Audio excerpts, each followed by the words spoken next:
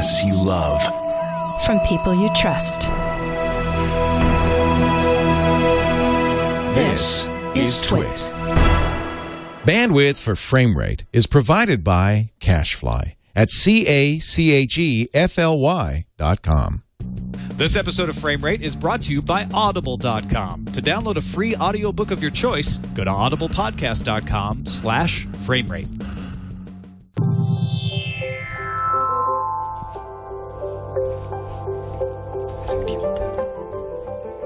The phone know my name.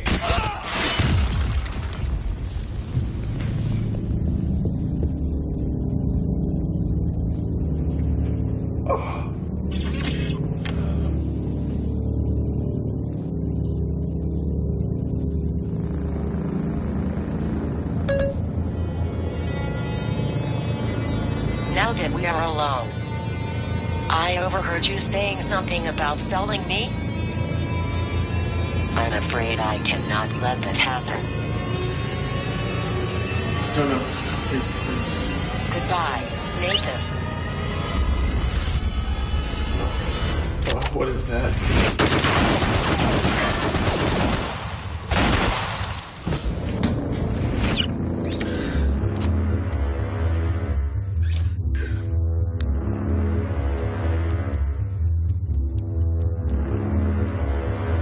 It is futile for you to run and hide.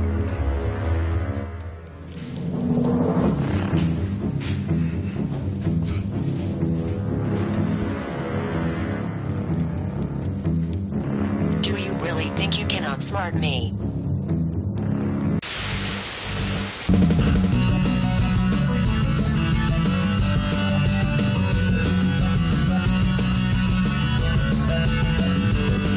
You know what this is? What is this? Frame Rate. Wait, right now this is frame rate? Totally Frame Rate. Oh, let's raise the frames. Episode 62 Holy cow, of we've been Frame doing this Rate, for as a a long matter time. of fact. The real big fans of Frame Rate are like, in episode 62. You don't count the 8 beta episodes, which I believe I was there live I think they're like 20. in 2009. Hey, you're here live right now. I sure am, actually. Back in town for a bunch of Scam School shoots, and so since now I'm doing Game On live every Sunday night. By the way, he's Brian Brushwood. I'm Tom Merritt. But Oh, that's right. Yeah. But since I'm already in town to shoot Scam School, I love being here in studio. It's so much better. Like, Bonnie is seriously like, why don't you just move to Petaluma so I can watch you in studio with Frame Rate? Actually, this is sounding bad now. Actually. We should talk about the big story. Let's do that. This just in, the big story. So I'm going to change our home phone number, and you just move yes. So Netflix first original series, Lilyhammer, debuted yesterday on Netflix.com. And by the way, if there's one thing that is clear is people are jazzed about us and our ties to our infatuation with Netflix, because I got tweets, we got emails, everyone's saying, so you guys are going to talk about Lilyhammer, right? You're going to talk about Lilyhammer. You better watch Lilyhammer. I forgot to watch it last night. I'm an idiot. I had exactly 2 hours to prepare for this, and I spent the first full hour just watching the first episode of Lilyhammer. All right. Now, this is a Norwegian production. It's not like, say, House of Cards, where they're having a production company created from scratch just for Netflix. This was actually created for Norwegian television. Really? But this is the only U.S. way to view the series. So they've been watching it in Norway since January 25th, and then now Netflix gets it in the United States starting yesterday. Okay. Hence the fact that there's subtitles and things in Norwegian. Right, okay, now it does make sense, because there's an awful lot of Norwegian spoken, and I remember thinking, now first of all, let me explain a couple things. I don't believe my review of what I say about this at all, because I'm predisposed to want Netflix to succeed in this, because I'm a big fan of what Netflix is doing. I'm predisposed. I lived in Norway for a year and a half when I was a kid. So you're looking like, I'm nostalgic. Hey, it's Norway. Exactly. Yeah, I studied. Took a year of Norwegian in college, and it's so fun to even try to half remember the Norwegian. I'm like, oh, that's right, and all these little things that you see. I wouldn't have translated it that way. Yeah, I'm not quite that far, but like from the beginning, I mean, I'm so predisposed to want to like it, and the moment I started, and then you hated it. No. There was a couple moments where it's not from the beginning. They sort of brush right through the whole mob element of things. Like, if you've watched The Sopranos, this is nothing like The Sopranos from the beginning, but it's not meant to be. It's got much more of a... Stephen Van Zant's character may seem very Sopranos-like. Yes. When you see the trailer. That still bears out, right? But the plot is different. Think about characters from The Sopranos being placed into a Napoleon Dynamite that takes place in Norway. And that's what it is. Wow. A very quirky cast of characters. That sounds like a pitch. And maybe that was the pitch, now that I think about it.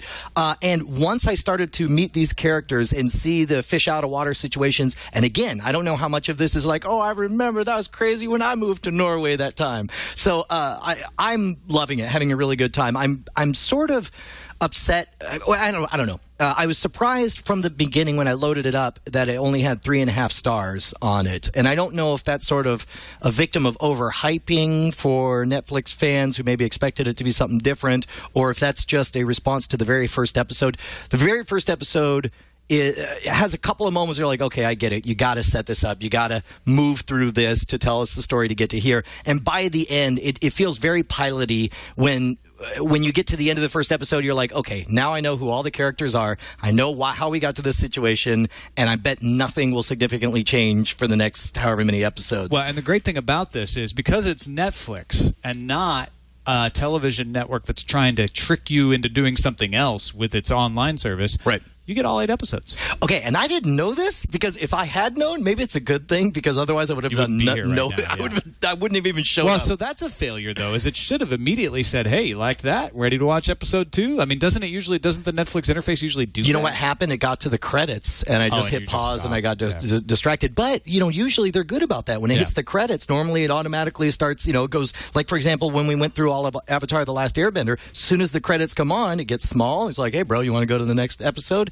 So I have a feeling they'll get that. We got one email from somebody who was actually super ticked with Netflix for the regional encoding of the closed captioning, which is very important for the translation. So the subtitles here, when I watched it, of course, I'm here in America.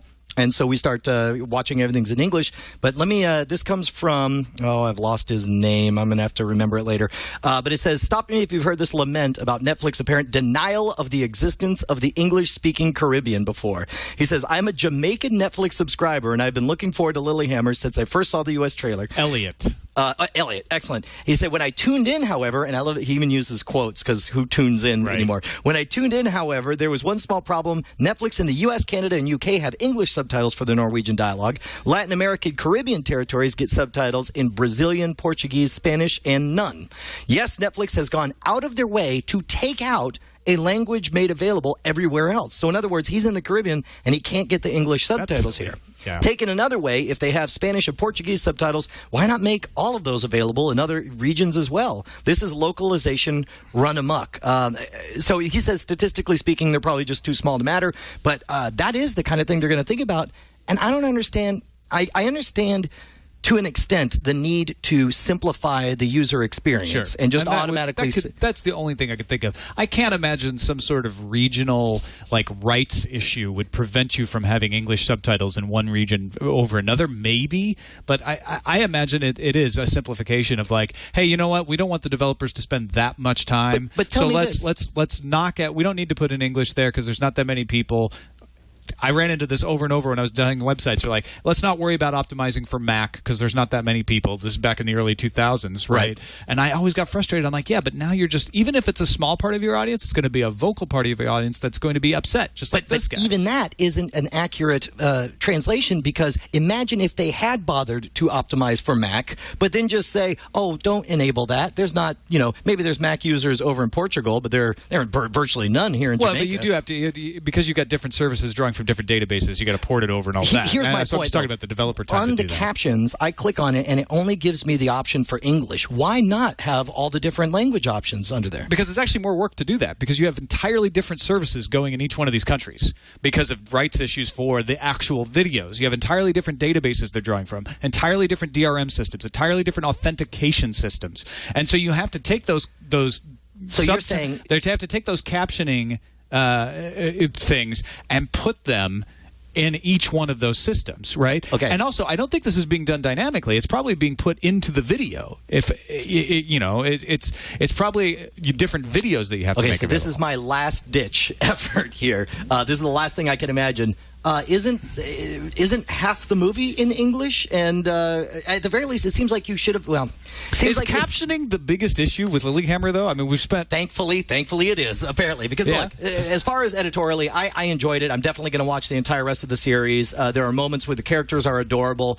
There's a lot of things that I think just everybody knows in Norway that's very weird to Americans, like all the licensing that you have to do and the job placement and the classes you have to take and that kind of stuff. But I'm definitely going to watch the rest of them. So, do you think Netflix did the right thing in putting Lilyhammer first in their? You know, they're going to be doing this now. Every few months, they're going to have a new one of these originals coming out. Absolutely, with the strategy to generate buzz. Are people going to be talking about? Hey, have you seen Lilyhammer? You got to watch it. It's on Netflix. Right. No.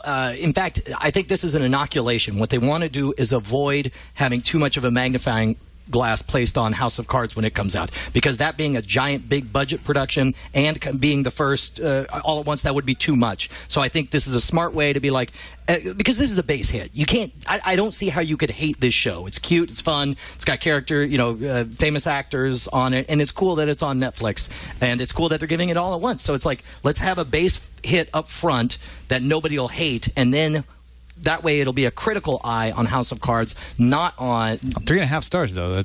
It's not. Well, it's not loving it either. It's better than most. 2 stars. It's better than other stars. Than less stars. I liked it. Screw you. All right, let's go to another big story.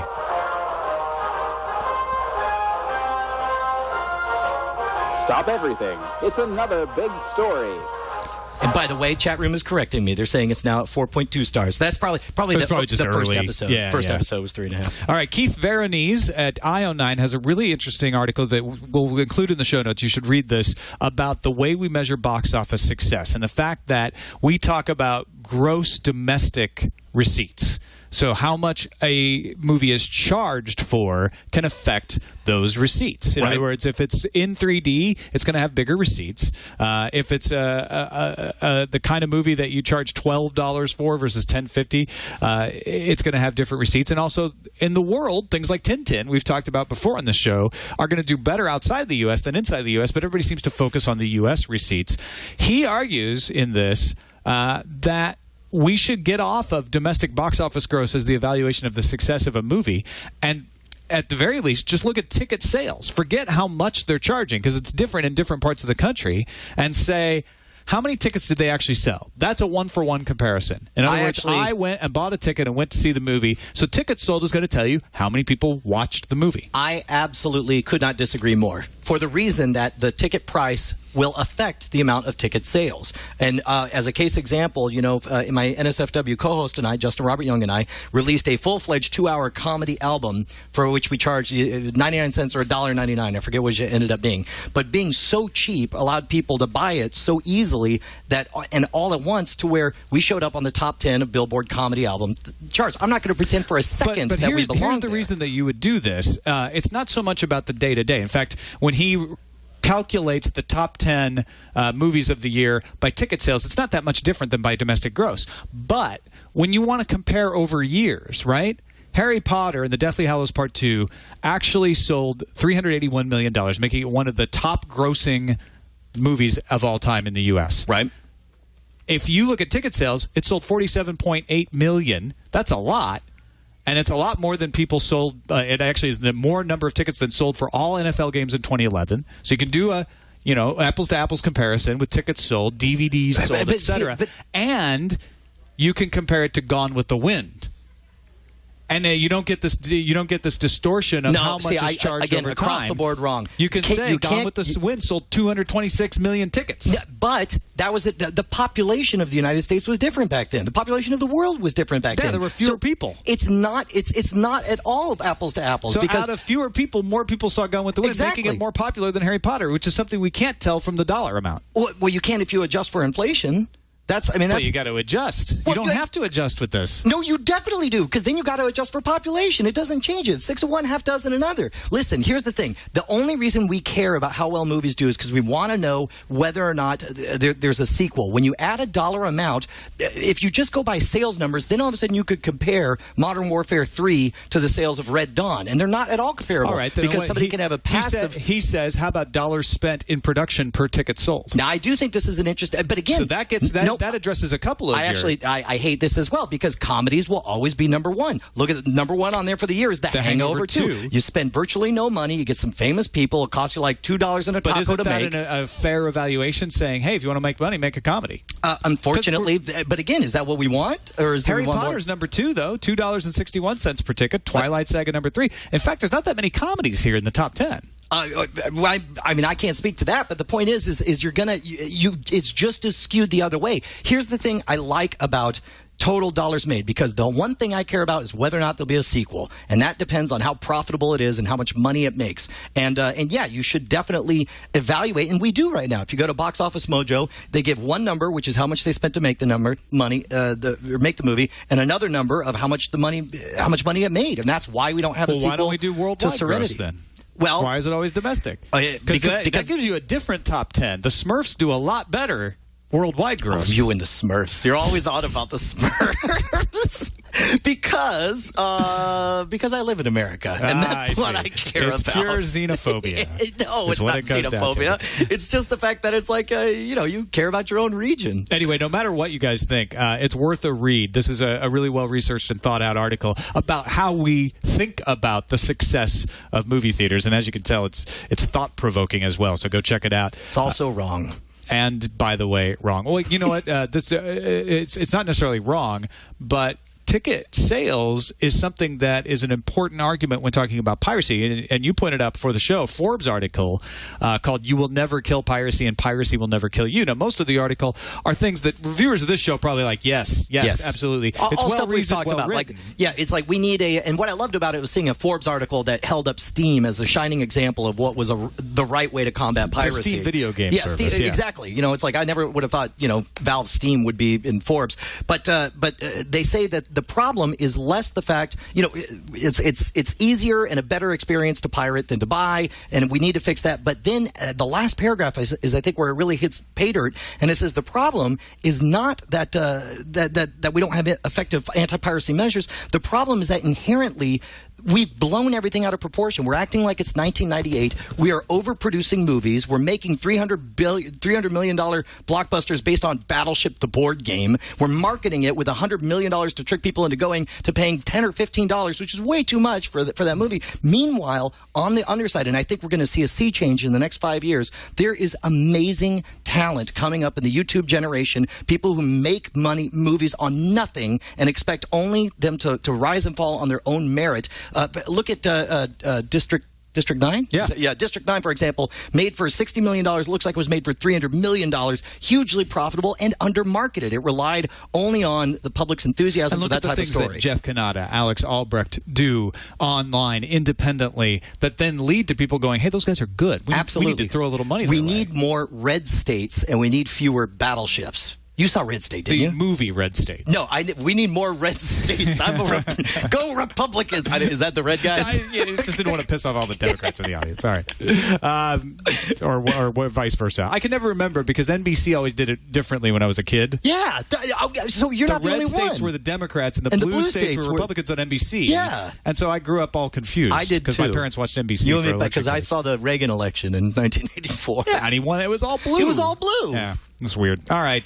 Let's take a quick break and thank our sponsor, Audible. Audible provides you with over 100,000 downloadable titles in audiobooks across all platforms, including fiction, nonfiction, and periodicals like New York Times, Wall Street Journal, Scientific American you can get in there. And for listeners of Frame Rate, Audible is offering a free audiobook to give you a chance to try out their service. I know which one it needs to be. You get a free audiobook. You can pick whichever one you want. But you got a tip? Dude, this is not for me. This is from Trey Ratcliffe. Oh, yeah? Trey Ratcliffe. Yeah, we just had Trey on TNT. Yeah, he lives in Austin, and we went to Rudy's last week. Oh, yeah. It was great. So we hung out. And on the way out, we were just talking about books in general, and he just stops, and he just goes, "The Name of the Wind. You're welcome. Well, he had Patrick Rothfuss on his Hangout last night. See, okay, well, first of all, and I was like, what is it? And he was like, not going to tell you. And I was just like, do I get to know anything? He's like, nope. And I bought it, and I am loving it. Absolutely amazing. And so you've already read it. I've read that and the next one in the series as well. It reminds me a lot of what I loved about the Dreaming Void trilogy. Did you ever read that? No, I haven't read that. Oh, that's what you got to do next. But anyway, Name of the Wind, I'm loving it. It's totally like anything else. So there you go. Name of the Wind, Patrick Rothfuss. You won't regret it. Go to audiblepodcast.com/framerate. Sign up right now. Or if you're already an Audible member and you know how great it is, tell a friend. They can use that same URL as well. Yeah, we can use the code. audiblepodcast.com/framerate. We thank Audible very much for their support. You should tag that code in bathroom stalls. Yeah. audiblepodcast.com/framerate. In water-soluble ink. Don't vandalize. You should etch it in there in blood. Don't do that. Oh, no, because the code will change later. That's a good point. Now where do we go? Now that we've advocated crime. Now we jump into the slipstream. I always think of The Social Network. I can't stop it. I'm sorry. No, it's great. It's the piano. All right. Here we go. Verizon teaming up with Redbox to provide some sort of internet-y video service. They're very vague in their press release, but it's a partnership. I believe Verizon has 65% ownership of the joint venture between the two, between Coinstar, which runs Redbox, and Verizon. So it's funny to me. It will integrate into the Redbox system in some way, but it's going to be an online streaming service that Verizon's going to bring their guns into. It just seems like this is cobbling together some kind of defense, like we must create the Franken Netflix. What does Netflix? Oh, we need physical DVDs. Call Redbox. We need stream. It's essentially Redbox going, gosh, we need an online strategy, and Sure. Verizon saying, we've got one. We could use your customer list. Let's get together. Franken Netflix. And let's do Franken Netflix. Well, here's what's going to be interesting, though. Verizon has very good relationships with Hollywood. They've had VCast for a long time. They've had a lot of services where they've taken advantage of Hollywood properties. So they can go and say, hey, we're going to start a service. And Hollywood will be like, great. How can we help you out? We would love to have a competitor to Netflix that we can work with. And they say, hey, we're working with Coinstar. And Warner Brothers says, oh, you mean the jerks who won't do our 56-day waiting period for DVDs. Oh, that's and are right. Going Yeah, off on their own. Yeah, that's right. Screw you and your Coinstar you wrote in on. Oh, wow. So now that's why they had to. Well, so where does that put them then? I don't know. I guess no worse than Netflix because Netflix. Verizon is 65%, so they may come in and say, "Look, we know it's Redbox. We don't love them. We don't like him either. He totally smells but bad. I needed him for his red boxes. I'm just using him." It's like, come on, man. Look, go ahead and join us. We'll give him a wedgie. Then we'll come. Yeah, exactly. And it remains to be seen what they actually do. And that's how the is this going to integrate with Redbox's DVD rental service? How are they going to have selection? Is it going to be as widespread as Netflix? And how is it going to work with Verizon's existing services? They said it would be on both wireline and mobile. So it's going to be on Verizon phones, but if I have an AT&T phone, can I use it? Can I subscribe to it? Or is it going to be a Verizon-only thing? The impression I got from the All Things D article was that it sounded like there was going to be an announcement, and instead it was an announcement that sometime in the future there'll be an announcement. So get ready for that announcement. Yeah, we are going to have to wait for that. The Super Bowl was streamed online. You want something to watch online without having to, have a cord? You cord cutters got to watch the Super Bowl online for free. Can I read a letter that we got? Yeah, sure. This comes from Andros Lee, longtime fan of the show and the Twit Network. He says, "Dear Beardy and Pointy, I don't have cable, so I was glad I could legitimately watch the Super Bowl on Sunday. I turned on the pregame show and left it in the background for hours and hours. Being able to look at different field cameras was cool, but I was still let down. For the entire night, I think they only played 5 unique commercials. If you've ever watched the TV content with ads online, you learn quickly that they really only have 1 or 2 sponsors and get sick of them very fast. Every ad break had Dwight from The Office telling you to click his butt to watch the Toyota commercials. I became suspicious during the second quarter and turned it off when they didn't show the halftime show, but showed some interview with 2 guys unknown to me, sports analyze guys. I think the live stream was a last-minute decision to test the tech to make sure it could work for the Olympics. They obviously didn't plan ahead enough to secure the rights to air anything. I think that's a cool conspiracy theory. Well, they've done the Olympics online before, so I don't think they would need the Super Bowl suddenly to be able to test the Olympics. Your theory is invalid. I don't know that conspiracy theory holds water. And this is typical if you watch live online sports, MLB Network does this, and it is annoying. It's like, just because I'm watching the game on the internet doesn't mean I don't have the same weariness rate. That you could just keep do I not repeating bleed? the same commercial. Hulu does it too. They Yeah. do the same commercial in every break. You're like, wait a minute, I'm watching a 30-minute show. I'm still here. It's because I'm on the internet doesn't mean I'm like washing dishes or going in the other room and not paying attention. I'm paying attention to the show. Show me the same kind of attention. It's not good for the advertisers. No. So what? You couldn't. I mean, here's what I think. You couldn't convince advertisers that you had a valid expectation of how many people you would reach. So you limit it and you say, we're just going to do a test with a few advertisers and see what happens, because most of the people are paying. They should have. We don't want to devalue the experience and just throw it in as a value add for the Super Bowl. So we're going to limit it. It's all from the advertiser perspective, though. From the customer perspective, though, it's a horrible experience. Yes. Now, so I would have thought that they could get away with just saying, hey, we want to try this and make it a value add and say, by the way, we're just throwing next in. Year, when they try to sell it and say, hey, we got this many streams last year, the advertiser's like, great, yeah, it was a value add, so it won't be that expensive, right? Right, okay. No, I could see that. If they are able to offer some kind of more targeted integration, I don't know. I don't know what to tell you guys. Yeah, Except I do agree. That is a major problem I think NBC with the online experience. missed an opportunity. If they were smart, if they were smarter, I don't want to imply that they're dumb, but if they were really thinking ahead about the internet audience, they would have put in a massive number of promos for their television shows, right, for their web properties. Yeah, but the problem is, you've been for Comcast. Okay, maybe so, but and then you can still have your other advertisers cycled in. They did a cool thing where, as ads were shown on television, you could click and watch them yourself. Yeah, but you had to take the initiative to do that. That's not a lean back experience. Well, okay, so the thing is I kind of disagree with promote all the NBC shows, because then it just smells like those high end cable channels that don't have ads, so they keep advertising their own shows over and over and over again. I would prefer that to the same ads over and over again, over and over for the entire day. I totally agree with that. Yeah. All right. Studios. Netflix teams with IIO to lower bandwidth use. EYEIO. Yeah, this is interesting. I don't know anything about IIO, EYEIO. Old McDonald. But we definitely know that Netflix has been accused of hogging all the bandwidth, especially during prime time when people are likely to watch movies. Yes. They are working to create an ultra-low bandwidth encoding technology that can reduce, allegedly, usage on a 720p HD stream by more than 50%. That would be amazing. They began their testing phase on the streaming giant's offerings a month ago. The service has already been implemented, but it's worth mentioning it's not an exclusive deal. Thus, it's possible for its competition to jump on this as well. The point is, though, that they want to be able to reduce that bandwidth cost without changing the perceived quality. So it's a compression technology that is not supposed to give you artifacts and jaggies and all that kind of stuff. We'll see. I predict, I'm going to just throw this out there, we'll see if I'm right, but sometime in the next 3 months, expect some guy on YouTube to have a side-by-side comparison.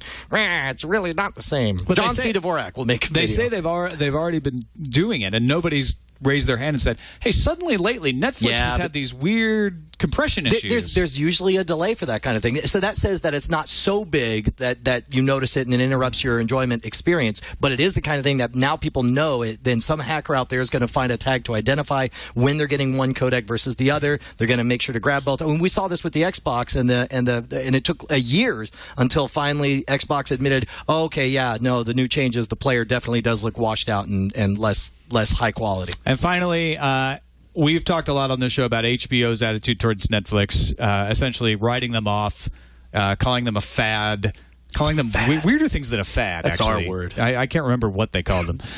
But they have now invested in a company in Australia that is suspiciously Netflix-like. Do you think they just talked themselves into a corner? It's called QuickFlix. Not Quickster. But it's called QuickFlix. And they offer physical DVDs and streaming content. Yeah. I think somebody at HBO said, look, we're right. We're going to win this battle. But just in case we're not, let's invest in something. So they're not even necessarily signing any agreements with actual content. This is just they just have a stake in this company. Yeah, they're putting $10 million in the company. it's a hedge. But Yeah. it's a toe in the water that says, maybe that is the model. Let's learn about it. Let's put a little money into it, develop some relationships somewhere away from Netflix in the U.S. Do you think Australia? Oh no, that's interesting. Using the world as a place to have like its own little petri dish to try it out in one area. That's interesting. Well, I mean, Love Film in the UK, Amazon did exactly that. Yeah. They said, let's buy Love Film. Yeah, sure. That way we don't have to go head-to-head with Netflix right away. Of course, Netflix came to them eventually. God, man, I wish I had billions of dollars and could do experiments like that. Oh, don't pretend like you don't. Let's move on to Tube Tops.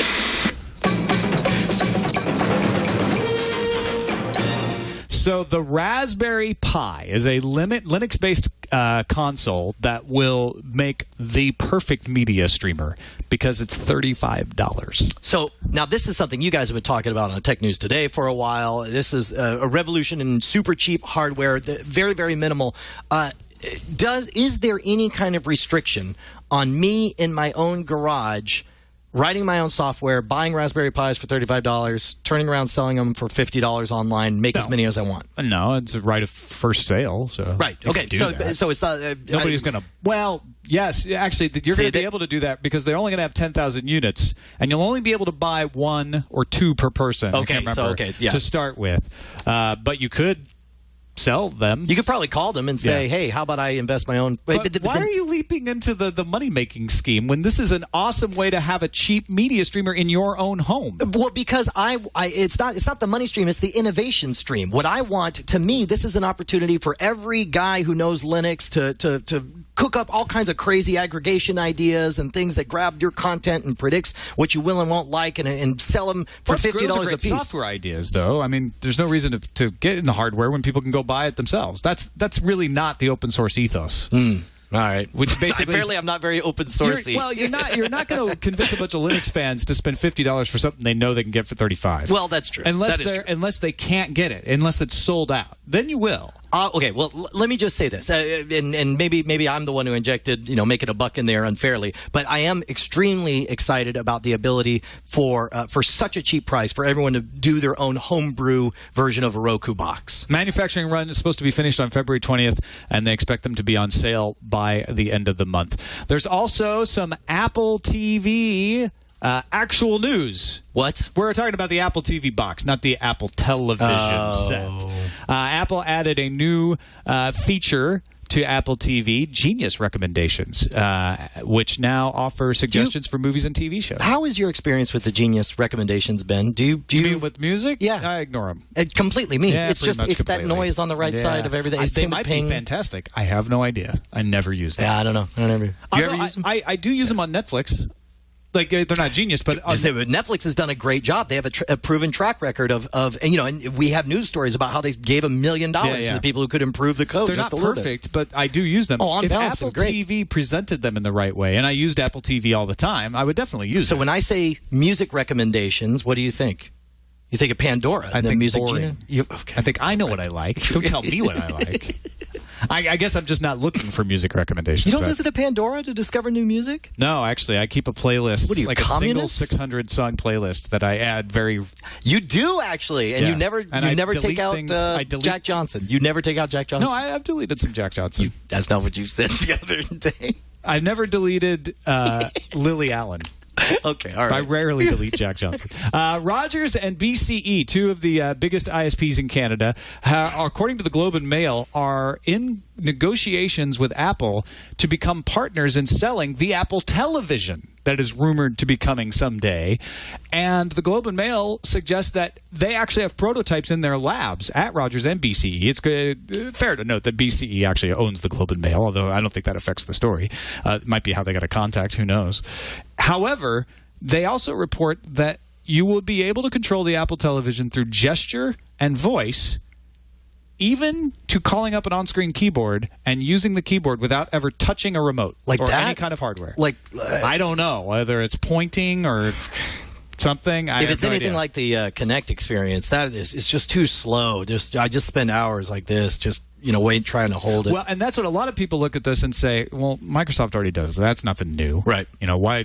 Who cares? But remember, iPhone was nothing new. Nope, that's true. iPad was nothing new. Apple is exceptional at implementing previously existing ideas. They are the people who swoop in 2 years after the stuff premieres, and you're like, oh, you meant to do it like this. And they're like, oh, we did. Yeah, well, and that's what Steve Jobs was that we finally cracked it, is something like that. Yeah. In that Walter Isaacson book, he said that. Yeah, and by the way, I can't believe anyone's bothering to call it the iTV. There's zero chance they're going to call it the iTV. I think they're calling it that to distinguish it from the Apple TV, which already exists as a little hockey puck box that you can buy, because there is a confusion there. So I'm going to say if there is an Apple TV, then the Apple TV has to come built into the Apple TV, because you can't call it the iTV. Because I think you call it Apple TV. Absolutely. Yeah. And then there ceases to be a standalone thing. Maybe they call that something else. Let's move on to Film Film.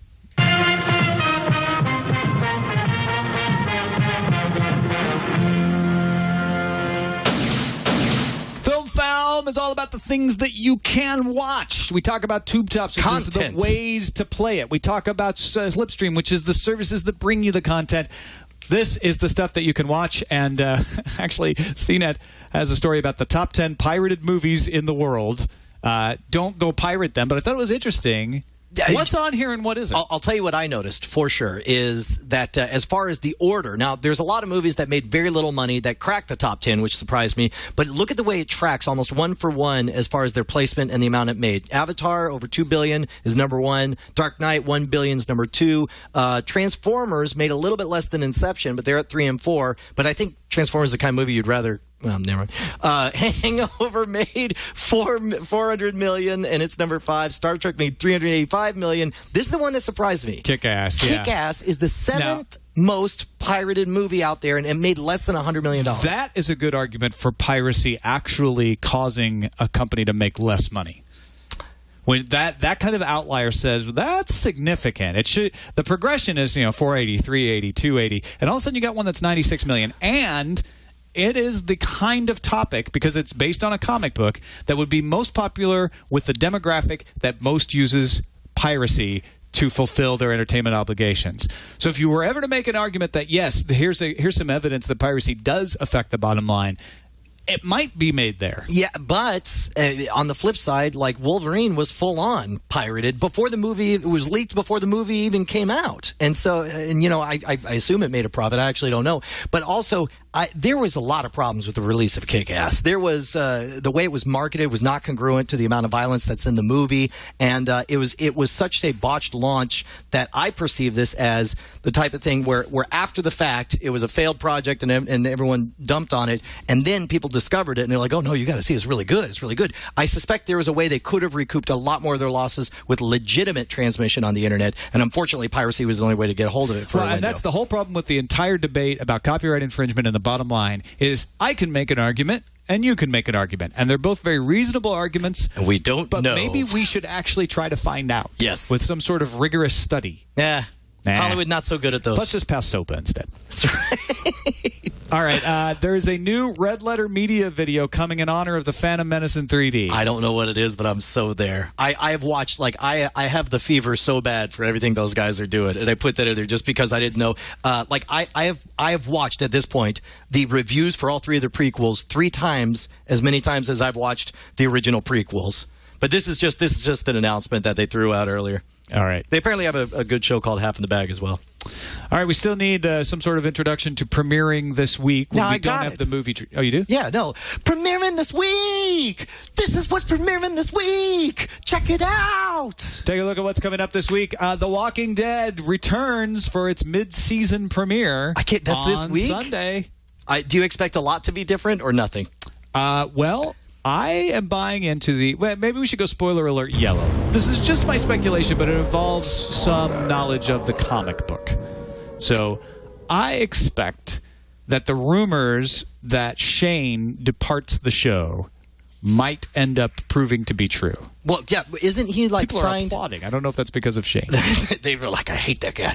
I think also Shane, I believe, is the actor who plays Shane. Isn't he tied to a Frank Darabont other project company? I've heard that as well. There's no confirmation of any of this stuff. Nobody's actually officially talking about one thing or the other. But the way I read it in the rumor mill, mind you, is that Herschel goes into town, and Rick goes in to talk to him, and they get attacked by some outsiders. Okay. They fight the outsiders Maybe. off, but the outsiders follow them in to town, and so they have to defend against the outsiders.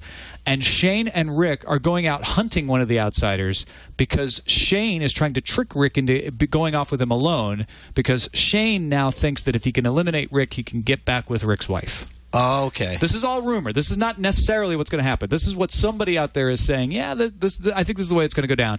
And that because Rick knows what's going on, Rick ends up killing Shane. Shane comes back as a zombie, and then Carl kills the zombie Shane. Oh, that's dumb. Kinda undermines- That's dumb. Boo. If that's the way it Anyone who's happens. read the comic book will tell you that's the dumbest thing ever. Well, it's different than the comic book for sure, but it's based around it. It does get us to a situation where Carl has some guilt, maybe not as powerful, and it does get us to a situation where Rick is solo, and that I think that's essential to Rick's ongoing character development. Well, especially, and again, going back to the comic, there is an extended arc with Rick on his own that is really interesting. Also premiering in the theaters this week, Journey to the Mysterious Island. Now, The Rock. This is a funny No. ad. All The right. trailer was cute. And as we mentioned, Star Wars, The Phantom Menace 3D kicks off all of the Star Wars in order, starting with Episode 1. So not really in order, but sort of in order. Chronological order. Yeah. Coming in 3D. I'm surprised how not interested I am in going to see this. Well, there's a. I mean, it's. I don't want to. Adam 12's in the audience. He's not going to like hear this. I would rather do all my laundry than watch The Phantom Menace in any format now. It actively pains me. I'll watch the. I don't feel that strongly. I actually find redeeming value in The Phantom Menace. I think it needs to be about a half hour long, but I don't hate it nearly as much as other people. So I could have. I bought the Blu-ray discs, right? I didn't mind buying them again. I'm interested in seeing the series in 3D. For me, and maybe it's just my demo, I think they should have started with A New Hope. I would be absolutely running to the theater. Everybody would. Are you kidding me? We'd be so super pumped for it. But by the time The New Hope comes out, after this has been, I think the hype will have worn off, and I don't know if I'll even go see and that. all of 3D will have worn off. Yeah, right. There's a good chance. All right, let's check what we're watching. So meta. What we're watching. Oh, no, you didn't even go to the shot. You got to do it. All right, there you go. Okay. What we're watching? What are you watching? Well, you were watching Lilyhammer. I watched Lilyhammer. I'm definitely going to watch the whole rest of the series since I know that all the episodes are out right now. I was surprised that Kick-Ass was on that list of pirated movies because I just randomly on Netflix tricked my wife into watching Kick-Ass. She actually really loved it, and I didn't think I would be able to trick her all the way into it. The key is, and this is the beauty of the iPad, because I would never have television in my bedroom, but it is kind of cool. Like, kind of walk in, and the first, you got to wait for any of these movies. You got to wait till the one part where the guy's talking to the girl, and then just let the missus oversee. That's how I got her to watch Shaun of the Dead too. I'm like, you want to watch Shaun of the Dead? It's supposed to be awesome. It's got zombies. She's like, no.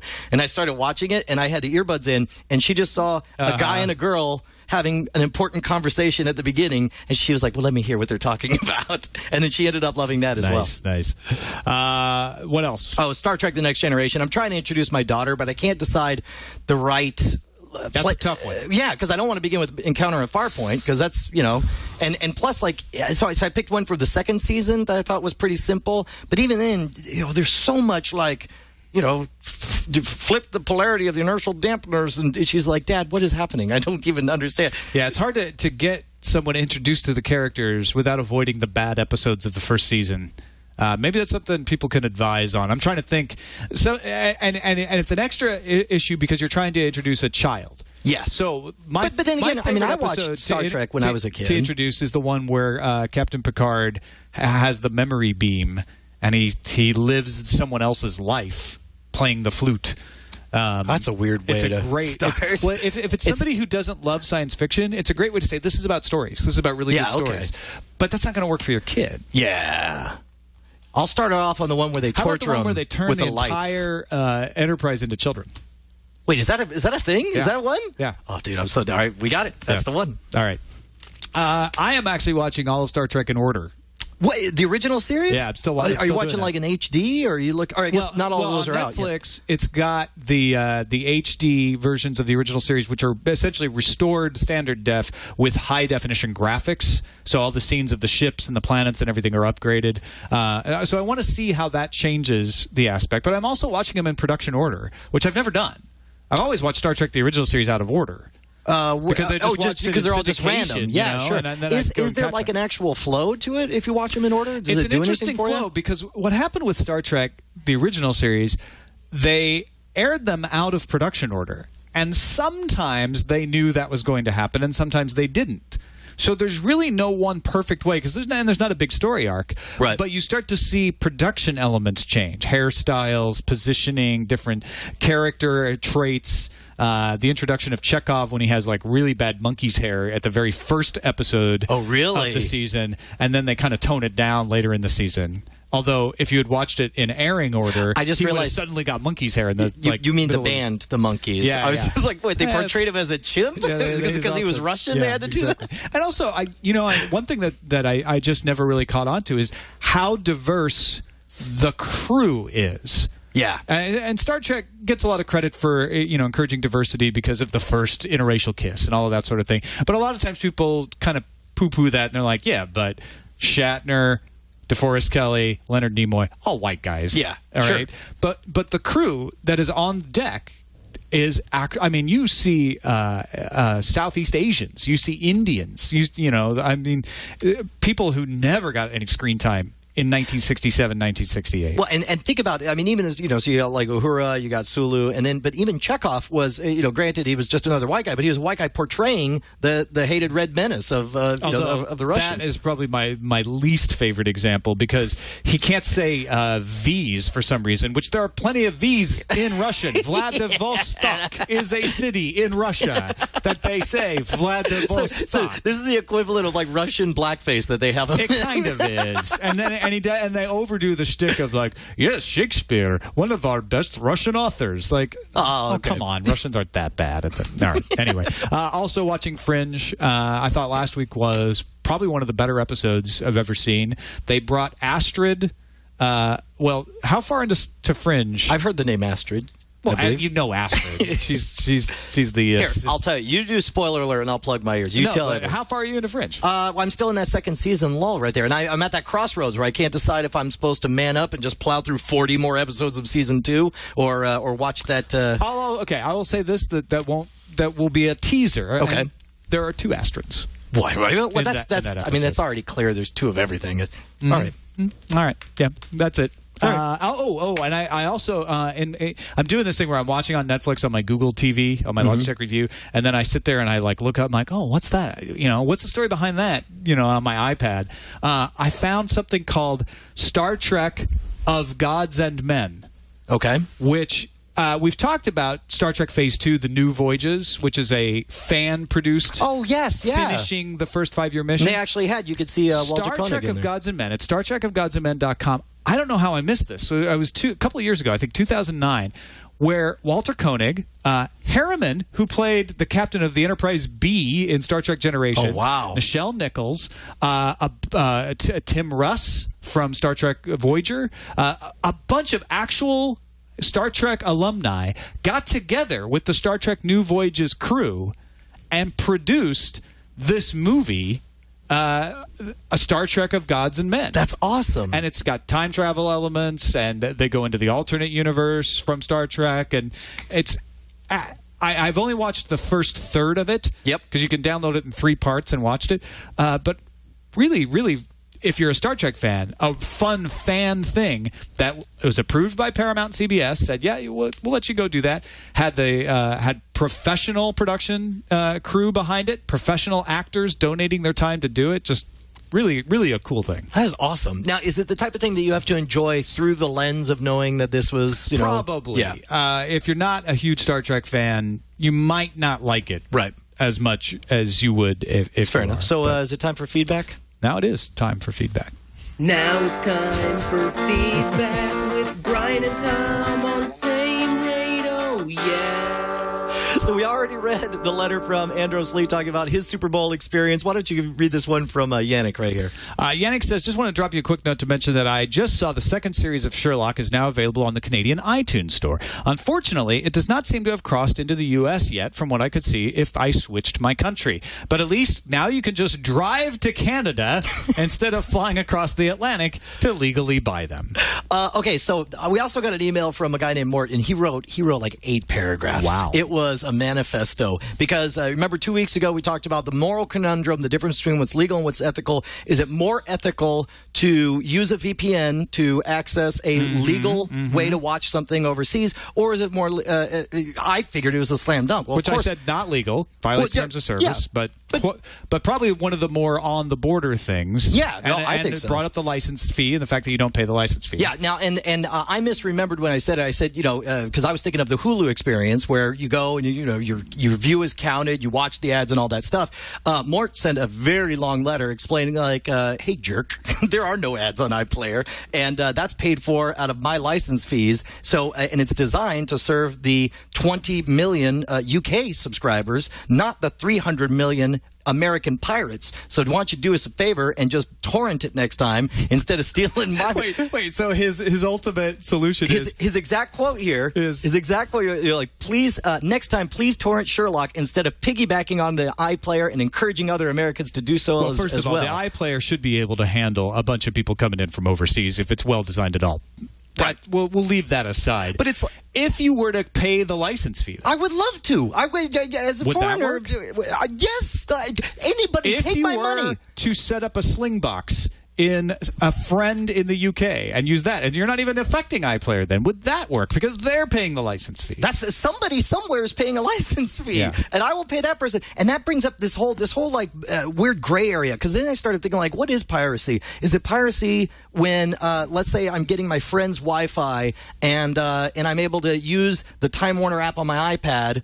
Even though I don't have a Time Warner, but I'm able to watch TV on his. I mean, it's just, 15 feet. Is that piracy? Well, maybe yes, but what if I sit on his front porch and do it? Is that piracy? Or it's like, why is it not piracy? Why would it be piracy for me to watch Game of Thrones in my house, but not piracy if I walk 10 feet over and watched it in his living room? I'm still watching the content and not paying for it. It's agonizingly frustrating. It's because we have set up these rules based on a series of conditions that no longer exist. Yes.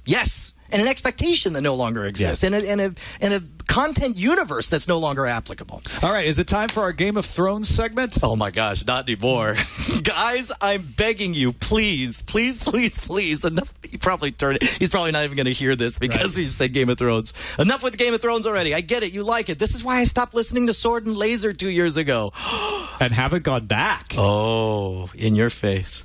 By the way, we haven't talked about Game of Thrones on Sword and Laser much. I have many problems. You've missed out the not talking about it. I have many problems with the Game of Thrones and the author himself, which I will not go into here, but just can't listen to this again. I love you guys when things blah, blah, blah, blah, blah, blah, blah. James, let me just point out that we were not going to mention Game of Thrones until your letter showed up. Oh, Streisand effect.